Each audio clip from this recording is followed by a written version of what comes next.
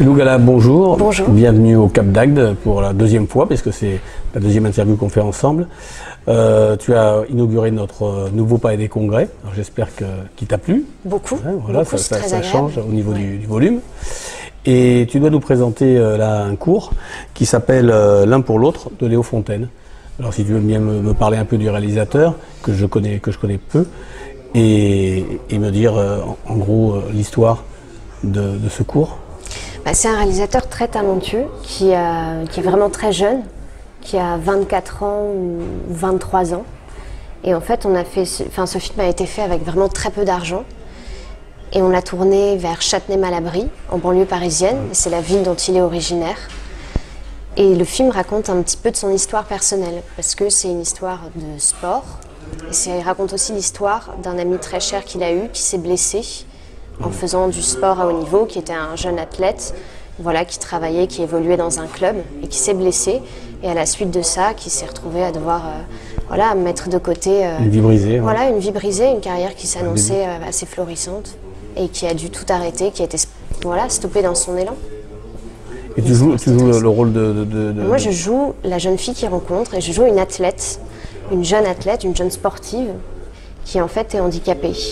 Et ce qui est très beau dans le film, c'est que ça ne se voit pas pendant la plus grande partie du film. Je suis handicapée parce que je suis avec des pantalons longs et en fait je suis amputée de la jambe au niveau du genou. Donc il y a une prothèse qui a été réalisée avec une spécialiste et je portais donc une fausse jambe coupée à ce niveau-là, de la jambe au-dessus du genou.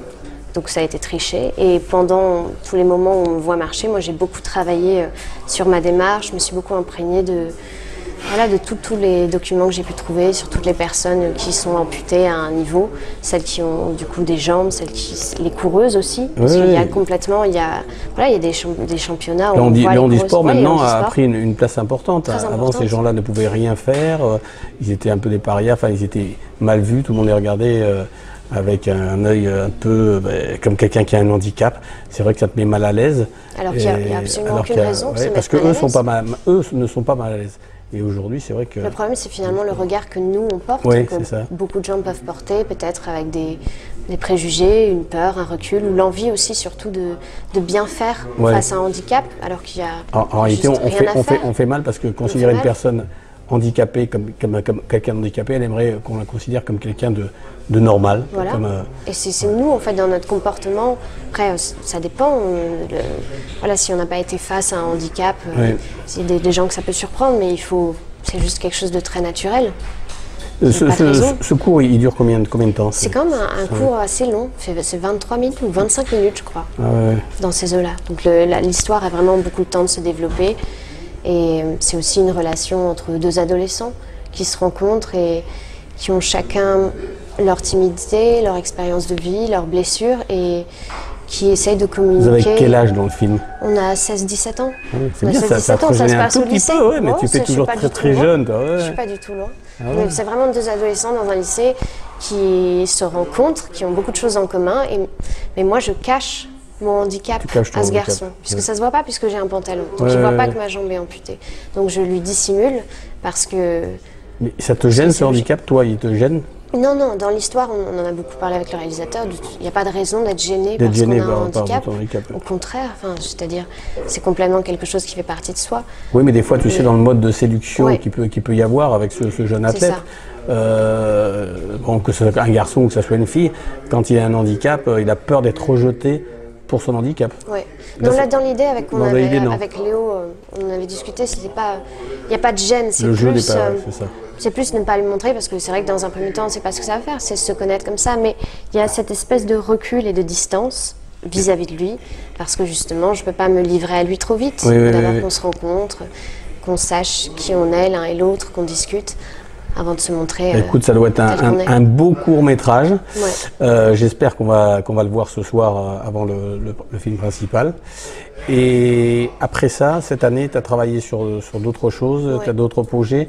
J'ai entendu dire que tu préparais un film où il est tourné déjà avec Mia Yu. Oui, c'est un film de Miao Yu qui s'appelle 24 minutes 53 sur le chemin de Dulpo Canova. C'est un film assez étrange dans le sens où la réalisatrice est très inspirée par Robert Bresson, un cinéaste comme Robert Bresson et aussi comme Haneke, des cinéastes comme ça. Et par exemple, en préparation, on est 3 actrices dedans et on a beaucoup regardé. Il nous a donné un certain nombre de films à voir, donc on a revu des Lars von Trier, des Wong Kar-wai, et oui, vraiment des Haneke et des Bresson. Et moi, je ne connaissais pas Robert Bresson, donc je l'ai découvert à ce moment-là. Donc on a vu des films comme Le Diable probablement, Une femme douce aussi. Et elle voulait un jeu finalement pas si courant, très peu naturaliste. Il voulait aussi qu'on soit très fidèle au texte, donc on n'a pas du tout dérogé à ce qui était écrit. On a vraiment... Puis on a eu l'occasion de faire des répétitions, ce qui se fait peu malheureusement. Là on a vraiment pris le temps de répéter, de mettre les choses en place entre nous 3, parce qu'on est 3 comédiennes. Du coup tout le film se passe dans un self, dans une cantine, et on est en partance pour un lieu qui n'existe pas, mais auquel nous on croit, qui s'appelle Vulpo Canova. Et c'est un lieu dans lequel chacune d'entre nous place beaucoup d'espoir, un peu comme si là-bas on allait trouver les réponses pour avancer dans notre vie. Dans ta vie, ouais. C'est un film intimiste, dans quelle catégorie on peut le... C'est un film à contre-courant de beaucoup de choses. C'est vrai que c'est intime dans le sens où on est vraiment tout le temps avec nous 3 à table, on mange, et aussi c'est une critique de la société d'aujourd'hui et de ce que ça pourrait devenir aussi. C'est quelque chose, c'est un petit peu une dystopie, c'est un monde inquiétant, dans lequel nous sommes 3 amis, mais finalement, est-ce qu'on est si amis que ça? Et on est très aussi sur nos portables à regarder les choses qui se passent et à voir des actualités aussi assez violentes qui nous arrivent. Voilà, des catastrophes à travers le monde, un monde qui se détériore, de toute façon c'est ce qui est en train d'arriver. Voilà, un environnement dont on ne prend pas soin. Et qui a écrit le scénario? C'est elle qui l'a écrit. Et c'est une réalisatrice chinoise. Elle est née en Chine. Elle l'a écrit et elle le réalise. Elle l'a écrit, elle le réalise. Après, comme elle est chinoise, elle s'est aussi entourée d'un Français aussi pour vérifier des choses de vocabulaire, mais très légères. Mais c'était vraiment pour être sûre. Et je trouve qu'il y a... Déjà, elle est extrêmement cinéphile. Oui. Et du coup, elle vient de la Fémis. Et donc, elle est venue de Chine pour faire la Fémis. Elle voulait travailler en France parce que c'était pour elle un pays de cinéma. C'est là que beaucoup de réalisateurs internationaux avaient voulu faire leur film. C'est ça. Donc c'était complètement l'idée. La France c'est très important pour les réalisateurs asiatiques. Ouais. C'est là que on le voit, on a quand même une culture en France, une culture du film, comme aux États-Unis, la France, l'Italie avait une grande culture dans ce genre de film. Maintenant, on voit moins des réalisateurs italiens qu'avant, mais la France, je trouve qu'il y a des petites perles, il y a des très bons réalisateurs en France. Il sortira quand? Là, pour l'instant, il a été fini, je crois, en mai.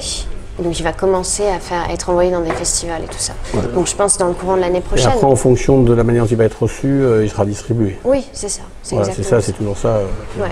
C'est un film très, très intriguant, très étrange. Et moi j'ai aimé le fait qu'il soit à contre-courant et pas du tout dans ce qu'il faisait. Mais c'est vraiment un regard critique qui est porté sur la société, cette société de consommation, de surconsommation. Et ça raconte comment on a du mal à communiquer entre nous, comme on peut se communiquer mal. Oui. C'est une des réalités qui existent. Et puis c'est aussi des histoires de jeunes filles. On est à peu près 3 adolescentes et chacune d'entre nous est à une certaine étape de la vie. Et moi, mon personnage est encore en train de faire des études, mais il ne sait pas vraiment ce qu'il veut faire plus tard. C'est quelque chose qui l'angoisse, qui lui fait très peur. Comme tous les jeunes. C'est ça. C'est une peur terrible. C'est sur cette peur de la jeunesse qui va vers quelque chose, elle ne sait pas quoi, et ça effraie. On croit qu'il y a l'insouciance, mais non, en réalité, la jeunesse, il y a aussi cette... Qu'est-ce que je vais faire après? Mon personnage a en fait beaucoup d'insouciance, mais moi j'ai essayé de lui mettre une forme d'insouciance de surface, c'est-à-dire qu'elle veut... Mais dans le fond intérieur, il y a quand même cette inquiétude permanente. C'est-à-dire, moi mon personnage s'appelle Bettina, et par rapport aux autres filles, elle veut être perçue comme la joyeuse, elle veut mettre de l'entrain et de la joie dans le rapport, elle veut passer des bons moments, elle veut que tout le monde soit bien autour, mais elle a toutes ces problématiques qui la dévore. Bah, écoute, ça sera avec plaisir que je regarderai. Tu me le feras passer par les réseaux sociaux. Avec grand plaisir. Et je te dis à tout à l'heure pour la montée, pas la montée des marches puisqu'il n'y a plus de marche, mais pour le tapis rouge. Absolument. À 19h, je crois. J'ai enregistré un duo musical Ah parce oui, que je chante. j'avais parlé tout à l'heure parce que je t'avais entendu dans Bang Bang. Ouais. C'est ça. J'avais repris Bang Bang de Nancy Sinatra avec un musicien qui s'appelle Philippe Almocinos, qui fait beaucoup de choses, qui est un très très bon guitariste. Et là, j'ai enregistré un duo avec un artiste qui s'appelle Jules Giaconelli et le morceau s'appelle Quand même. Et normalement, on va réaliser un clip en octobre pour une sortie en janvier.